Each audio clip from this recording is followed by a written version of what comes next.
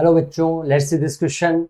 Two equal charges Q are placed at a distance to a third charge minus 2Q placed at midpoint. The potential energy of the system. ठीक है, अपन को बोला है कि अपन के पास दो इक्वल चार्जेस है. ठीक है, दो इक्वल चार्जेस, ठीक है, जिनकी वैल्यू क्या दे रखी है, Q और Q दे रखा है. ठीक है, और दोनों के बीच की जो सेपरेशन है वो कितना है, 2a है. ठीक है, फिर अपन को बोला third charge minus 2Q is placed at mid point. Mid point पे एक थर्ड चार्ज रखा है जिसकी वैल्यू कितनी है बेटा, माइनस का 2Q है. ठीक है, तो इन दोनों के बीच की जो डिस्टेंस है वो कितना हो गया, a, और इन दोनों चार्जेस के बीच की जो डिस्टेंस है वो भी कितनी हो गई है, a हो गई है यहाँ पे. ठीक है, अपन इनकी नंबरिंग करते हैं. इस पॉइंट को मैं पॉइंट नंबर फर्स्ट, इस पॉइंट को पॉइंट नंबर सेकंड और इस पॉइंट नंबर को थर्ड पॉइंट बोल रहा हूँ. ठीक है, जब भी अपन को दो चार्जेस के बीच में पोटेंशियल एनर्जी लिखनी होती है तो उसका फॉर्मूला होता है बेटा U is equal to K Q1 Q2 divided by R.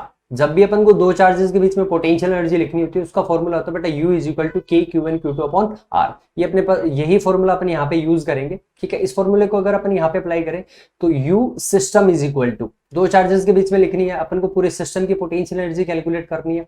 अपने पास यहाँ पे बेटा तीन चार्जेस है, 1 पॉइंट पे, 2 पॉइंट पे और थर्ड पॉइंट पे. तो अगर अपन इनके लिए पोटेंशियल एनर्जी लिखें तो सबसे पहले 1 और 2 के लिए तो U12.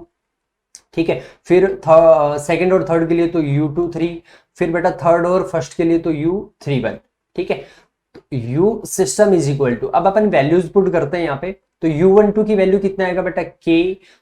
1 वाले पॉइंट पे जो चार्ज है उसकी वैल्यू कितना बेटा यहाँ पे Q, और सेकंड वाले पॉइंट पे जो चार्ज है उसकी वैल्यू कितना है यहाँ पे माइनस का 2Q. इन दोनों के बीच की जो डिस्टेंस है वो कितना यहाँ पे A है. ठीक है, प्लस फिर U23 का मतलब 2 वाले पॉइंट पे चार्ज वैल्यू पुट करनी है और थर्ड वाले का चार्ज पुट करना है. तो K, सेकंड वाले पॉइंट पे जो चार्ज है वो बेटा माइनस का 2Q, थर्ड वाले पॉइंट पे जो चार्ज है वो Q डिवाइडेड बाई दोनों के बीच की जो डिस्टेंस है वो कितना है, A है, प्लस U31.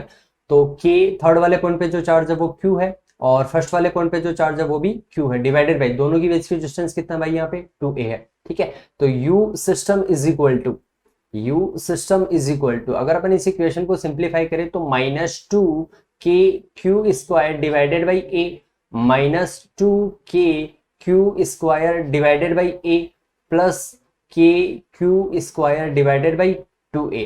ये अपने पास वैल्यू आ गई है. अब अगर इसको अपन कैलकुलेट करते हैं तो U system is equal to इससे जो कॉमन आ रहा है उसको बाहर लेते हैं. तो KQ square divided by A common आ रहा, ब्रैकेट में कितना आएगा बेटा, -2 और प्लस का हाफ. ठीक है, इसको अगर अपन और कैलकुलेट करें, सबसे पहले K की वैल्यू पुट करते हैं.